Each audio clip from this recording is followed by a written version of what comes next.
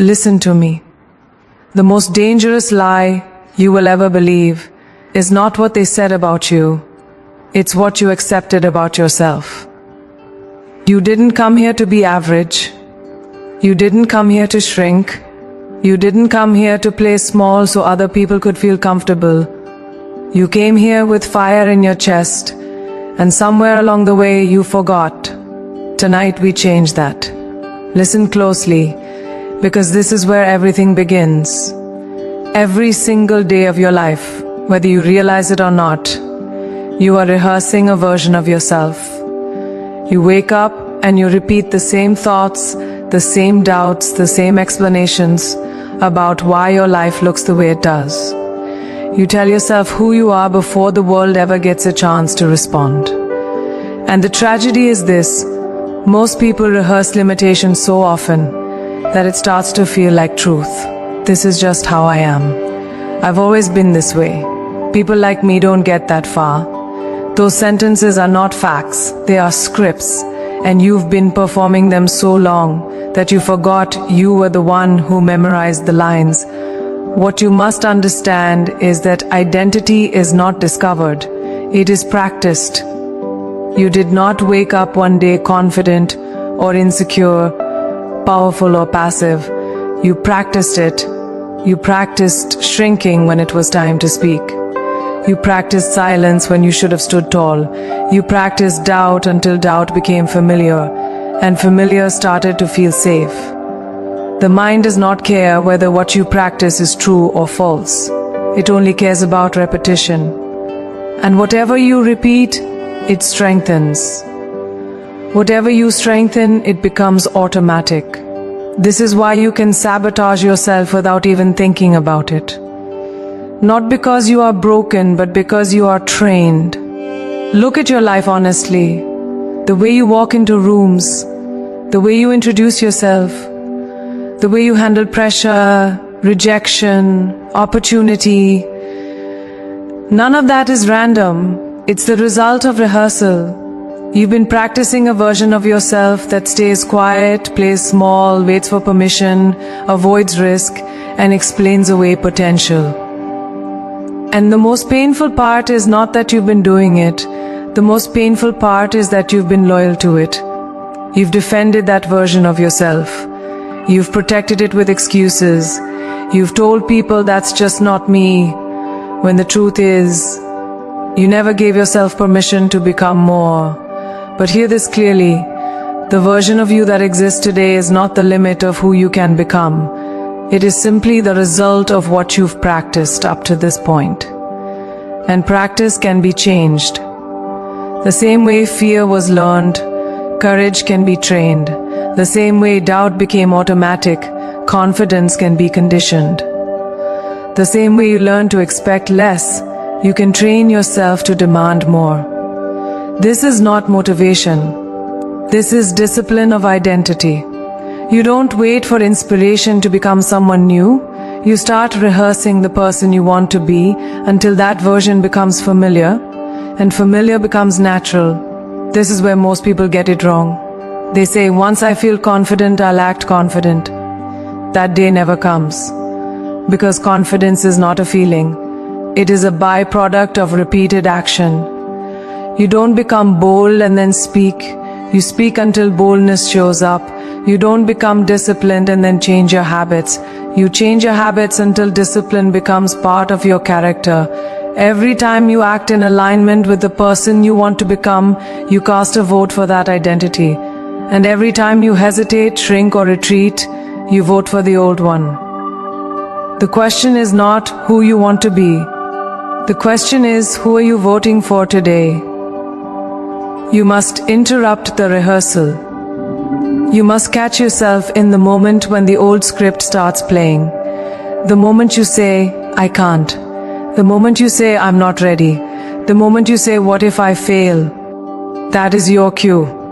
Not to stop, but to choose differently, to speak anyway, to step forward anyway, to raise your standards anyway. This is how identities are rewritten. Not in grand moments, but in small, consistent acts of defiance against the old story.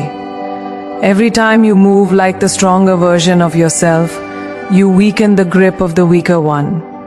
And understand this, your environment will resist this change. People are comfortable with the version of you they understand. When you start rehearsing confidence, they may call it arrogance. When you start rehearsing boundaries, they may call it selfish. When you start rehearsing growth, they may call it unrealistic. Let them. Their discomfort is not your responsibility. Your responsibility is to stop betraying your potential to protect someone else's expectations. You are not here to remain recognizable. You are here to evolve. This is the work. It's not glamorous. It's not loud. It's repetition. It's choosing the higher response when the lower one feels easier. It's showing up as the person you said you wanted to be, even when no one is watching, even when it feels unnatural, even when your voice shakes, especially then. Because the moment it feels uncomfortable is the moment the rehearsal is working. That discomfort is not a warning sign, it's evidence of growth. You don't need to erase who you've been, you need to outgrow it. You don't need to hate the old version of yourself. You need to stop letting it lead. Thank it for getting you this far, and then take the wheel. From this moment forward, be intentional about what you practice. Practice courage. Practice self-respect. Practice speaking with certainty. Practice walking with purpose. Practice expecting more from yourself than you did yesterday. Because one day soon, you will wake up and realize the script has changed. The hesitation will be quieter. The confidence will be steadier. The fear will no longer be in charge. And people will say, "You've changed." And you will know the truth. You didn't change.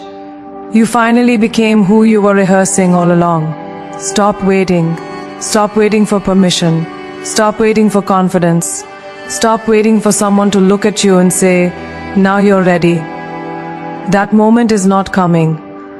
And if you keep waiting, life will pass you by while you're standing at the door asking for approval that was never required. Most people don't fail because they lack talent or opportunity. They fail because they never decide. They live their entire lives asking, "Who am I really?"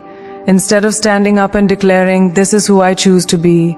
And that hesitation, that endless questioning, is the silent killer of greatness. Here is the truth most people don't want to hear. Clarity does not come before action. Clarity comes from action. You do not wake up one day suddenly knowing exactly who you are, what you want, and how it will all work out. That's a fantasy. Real confidence is built in motion. Real identity is forged in decisions made under uncertainty. The strongest people you admire didn't have more answers than you. They had more courage to move without them. They decided first, and then they let their actions shape their belief. While others waited to feel ready, they moved. And while others hesitated, they became. You have to understand the power of a decision. A real decision is not a preference, it's not a wish, it's not "I'll try." A decision cuts off alternatives. A decision says, "This is who I am now, and everything else must adjust." When you decide who you are, your behavior starts to align. Your standards rise. Your excuses lose power. Your energy shifts. You stop negotiating with fear because fear is no longer in charge. Most people don't lack discipline, they lack a decide. Identity. And without that, every challenge feels optional, every commitment feels flexible, and every setback becomes an excuse to retreat. Look at how most people live. They let circumstances define them. If life is good, they feel strong. If life gets hard, they shrink. If someone believes in them, they try. If someone doubts them, they stop. That is not identity, that is reaction. And a reactive life will always feel unstable because it depends on things you cannot control. When you decide who you are, you stop outsourcing your self-worth to outcomes and opinions. You don't rise and fall with every win or loss. You become anchored. You become consistent. You become dangerous in the best possible way. Deciding who you are means choosing your values before the pressure hits. It means deciding how you show up when it's uncomfortable, inconvenient, and unpopular. Anyone can act confident when things are going well. Identity is revealed when things fall apart. When you're tired, when you're doubted, when no one is clapping. That's when the decision matters. That's when you ask yourself, who did I say I was? And then you act accordingly, not because it feels good, but because it's who you decided to be. That is how character is built. That is how self-trust is earned. And don't misunderstand this. Deciding who you are does not mean you will never feel fear or doubt again. It means fear no longer gets a vote. It means doubt can speak, but it does not decide. You can feel uncertain and still move forward. You can feel afraid and still stand tall. You can feel unqualified and still show up with excellence. The difference is this: you are no longer waiting for your emotions to give you permission. You are leading them. You are saying, I already decided who I am. Now follow me. This decision will cost you something. It will cost you comfort. It will cost you the verse. Ion of yourself that hid behind potential instead of producing results. It may cost you relationships that were built around the old you, the smaller you, the predictable you, the version that made others feel safe because you never threatened their limitations. Let them go if you must. Growth requires space. And you cannot become who you decided to be while carrying the weight of who you used to be. But the reward is unmatched. When you decide who you are, you wake up differently, you speak differently, you walk differently, you stop asking for validation and start operating from conviction. You don't need everyone to understand you, you need to understand yourself. And once that decision is made, life responds. Opportunities show up, strength shows up, discipline shows up, not because the path gets easier, but because you get stronger. So decide, not tomorrow, not when you feel ready. Now, decide that you are disciplined.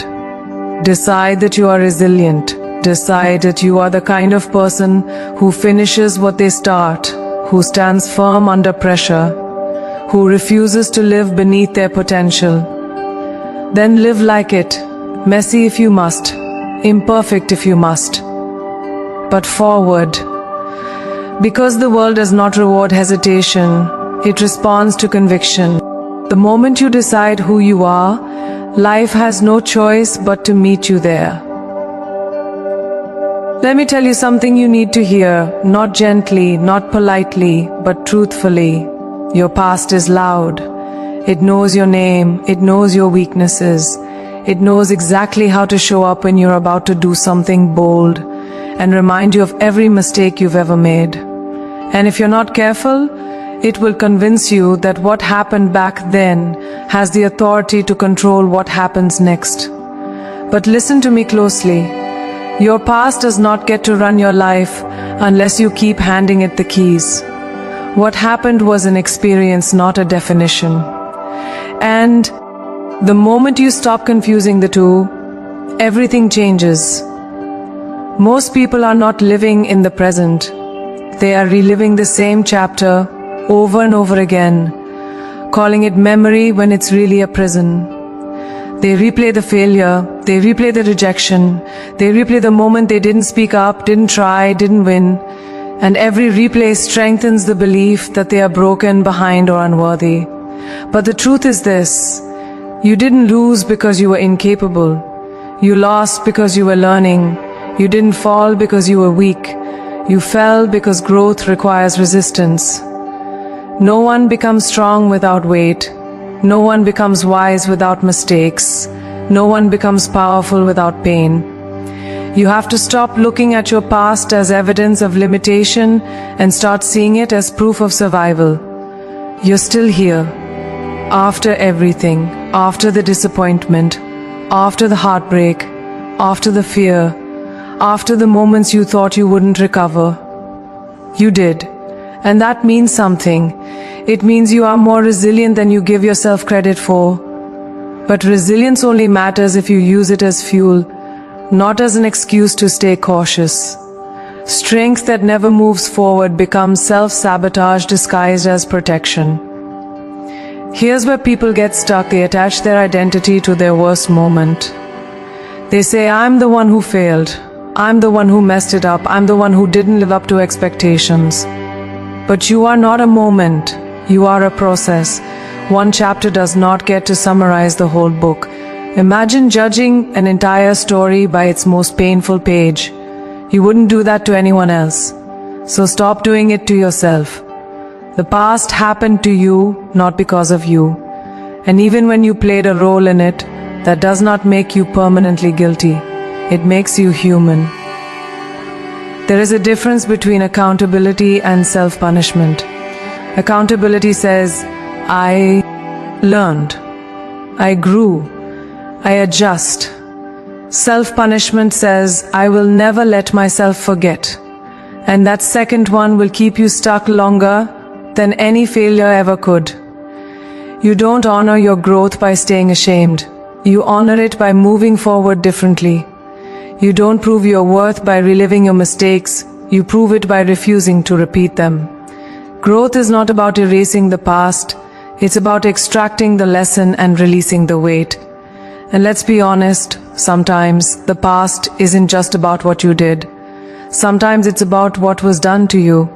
The words that cut deep, the environment that limited you, the people who didn't protect you, didn't believe in you, didn't see you. None of that was your fault. But healing requires something difficult and powerful, the decision to stop letting pain make your choices. You are allowed to outgrow the damage. You are allowed to become more than what hurt you. And you do not owe your past a lifetime of loyalty just because it was painful. The future is waiting on a version of you that is no longer chained to yesterday. A version of you that can look back without flinching, without shame, without fear, and say, that was part of my becoming. When you release the past, you don't lose anything valuable. You gain freedom, you gain clarity, you gain the ability to move with strength instead of hesitation. The past can inform you, but it cannot command you unless you let it. So stop carrying what was meant to teach you. Stop punishing yourself for surviving. Stop delaying your greatness to pay a debt that has already been settled. You are not late. You are not broken. You are not behind. You are right on time. If you choose to move forward now, your past shaped you, but it does not own you.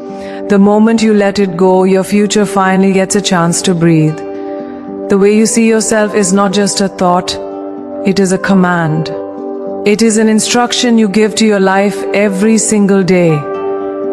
Long before circumstances respond to you, your self-image already has.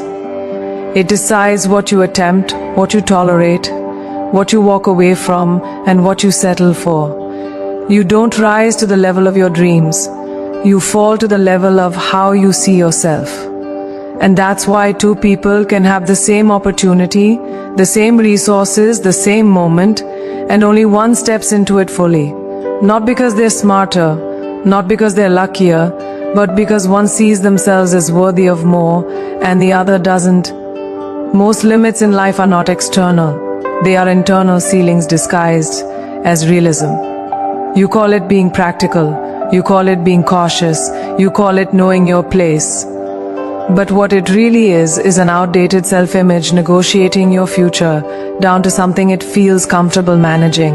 If you see yourself as someone who struggles, you will unconsciously create struggle, even when opportunity knocks. If you see yourself as someone who isn't good enough, you will reject chances before they can reject you, not intentionally, automatically. Because your mind is always working to keep your life consistent with how you see yourself. Consistency feels safe, even when it costs you growth. Pay attention to what you tolerate, the conversations you stay silent in, the relationships that drain you, the standards you lower just to avoid discomfort. Those are not accidents, they are reflections. A strong self-image produces boundaries. A weak one produces excuses. When you believe you are valuable, you don't negotiate your worth. You don't beg for respect. You don't explain your standards. You enforce them. And when you don't believe that yet, life will keep offering you situations that confirm your doubts until you change the belief at the root. Here's the uncomfortable truth: your habits are not the problem. Your self-image is.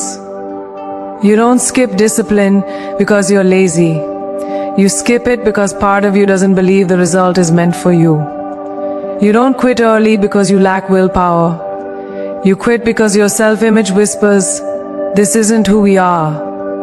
And until that voice changes, no strategy will save you.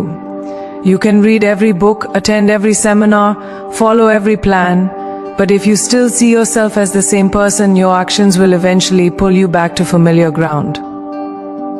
Identity always wins. Raising your self-image is not about arrogance, it's about alignment. It's about closing the gap between who you know you could be and who you allow yourself to be. It's about deciding that the way you've been seeing yourself is no longer accurate, and that decision will feel uncomfortable. Because your old identity will fight to survive. It will remind you of failures. It will show you proof. It will say, "Who do you think you are?" And that's when the work begins. Not when you feel confident, but when you act in defiance of the old image anyway. Every time you show up prepared instead of hoping. Every time you speak clearly instead of shrinking. Every time you choose discipline over distraction. Every time you walk away from what no longer matches your standards, you raise the ceiling. And when the ceiling rises, your life follows. Slowly at first, then unmistakably. Opportunities start matching your energy. People respond differently. You respond differently. Not because the world changed, but because you did. You stopped seeing yourself as someone who waits and started seeing yourself as someone who leads. This is not about pretending. It's about practice. You don't wait to see yourself as strong. You practice strength. You don't wait to see yourself as confident. You practice courage. And with repetition, the image updates, the mind adapts, the ceiling lifts. And one day you look back and realize the life you're living would have once felt impossible. Not because it was, but because you hadn't yet become the person who believed it was allowed. So raise the image, raise the standard, raise the expectation of who you are and how you move through the world. Because life will never ask more of you than you believe you deserve, and it will never give you more than you're willing to claim. Change the way you see yourself, and the ceiling disappears. What once felt out of reach becomes inevitable, because you finally matched the life that was waiting for you. You were never meant to blend in, yet somewhere along the way you learned how to shrink. You learned how to soften your voice, lower your expectations, and make yourself more acceptable. Not because you wanted less, but because standing fully in your power felt risky. Playing small felt safer. It felt polite, it felt responsible. But let me be clear with you, there is nothing noble about denying your own potential. There is nothing humble about hiding your gifts. And there is nothing safe about living a life that never demands your best. Playing small does not protect you, it slowly erases you. Most people don't realize they are playing small because it doesn't look dramatic, it looks reasonable. It looks like waiting a little longer. It looks like not applying, not speaking up, not charging what you're worth, not asking for more. It looks like saying, "I'm just being realistic." But realism, when rooted in fear, becomes a cage. And the longer you live inside that cage, the more normal it feels. You start to confuse comfort with peace, avoidance with wisdom, and settling with stability. But deep down, something in you knows. You feel it when you're alone. You feel it when you see others doing what you secretly want to do. That quiet frustration is not jealousy, it's a signal. A reminder that you are meant for more. Playing small often begins as a coping strategy. At some point, standing out cost you something. Criticism, rejection, embarrassment. Maybe you were told you were too much, too loud, too ambitious, too different, and so you adapted, you learned how to fit, you learned how to survive. But survival is not the same as living, and the version of you that learned to hide did its job. It kept you safe back then, but it is not meant to lead you now. Growth requires a new standard, and that standard will always threaten the old comfort zone. Here's the truth most people avoid. When you play small, you are not just limiting yourself. You are teaching the world how to treat you. You are silently agreeing to less respect, less opportunity, less impact. Not because others are cruel, but because people respond to the energy you bring. When you hesitate, they hesitate. When you undervalue yourself, they follow your lead. When you don't take yourself seriously, neither does life. This is not punishment, it's alignment. The world mirrors the standard you set for yourself. Stepping into your full size will make some people uncomfortable. That is unavoidable. When you stop apologizing for your ambition, when you stop minimizing your goals, when you stop explaining why you want more. Some will feel threatened, some will misunderstand you, some will distance themselves. Let them. Their reaction is not a sign you're doing something wrong. It's a sign you've outgrown the version of yourself they were comfortable with. You cannot become powerful and remain convenient. You must choose. Becoming allergic to playing small means you stop negotiating with fear. It means you notice the moment you're about to shrink, and you do the opposite. You speak when your voice wants to hide.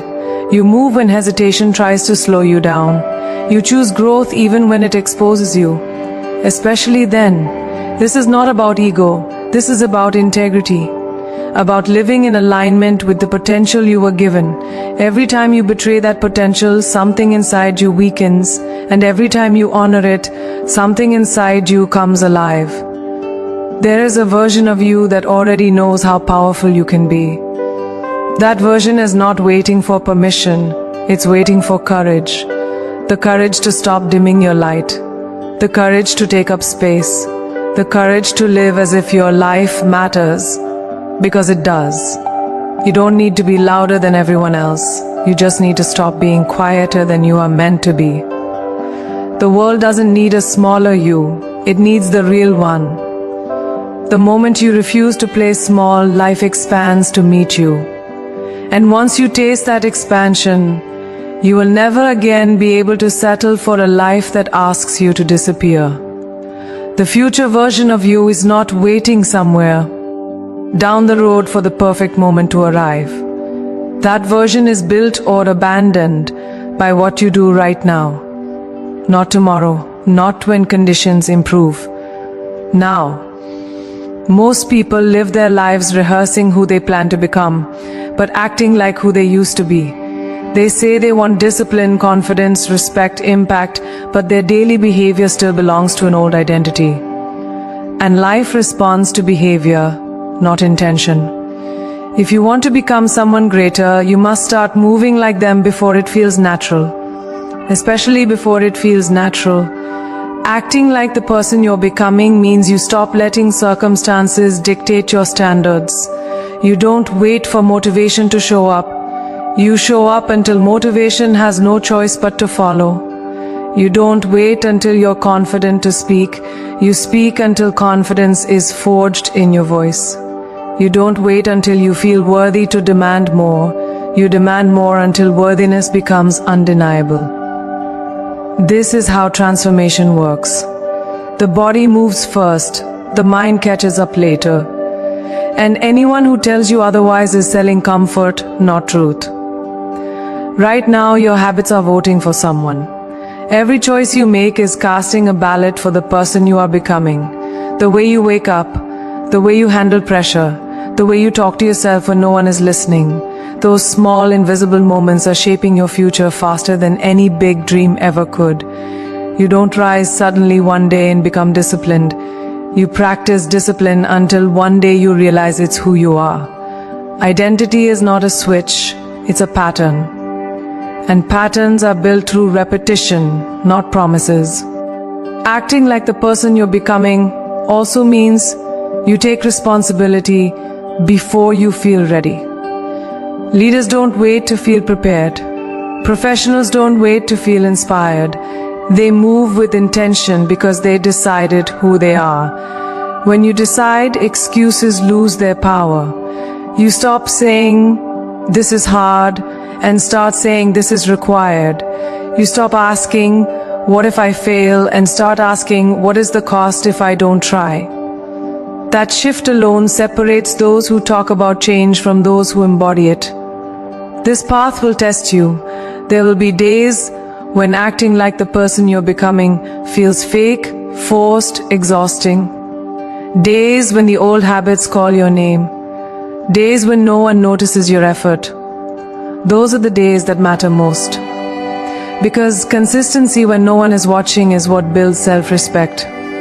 And self-respect is the foundation of confidence. You don't need external validation when you know you are honoring your word to yourself. That quiet integrity becomes unshakable strength. Eventually something powerful happens. The effort feels lighter. The discipline feels normal. The confidence feels steady. Not because life got easier, but because you became stronger. People will say you're lucky. They'll say you changed overnight. They won't see the daily choices, the uncomfortable actions, the moments you acted like the future version of yourself long before anyone believed in it. But you'll know. And that knowledge becomes fuel.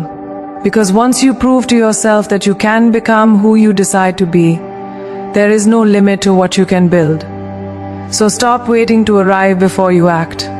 Arrival is the result, not the requirement. Move today like your future depends on it, because it does. Speak with intention. Show up with discipline. Hold yourself to the standard of the person you are becoming, not the one you've outgrown. Act like the person why, or becoming now. And one day soon you'll realize you didn't chase the future. You created it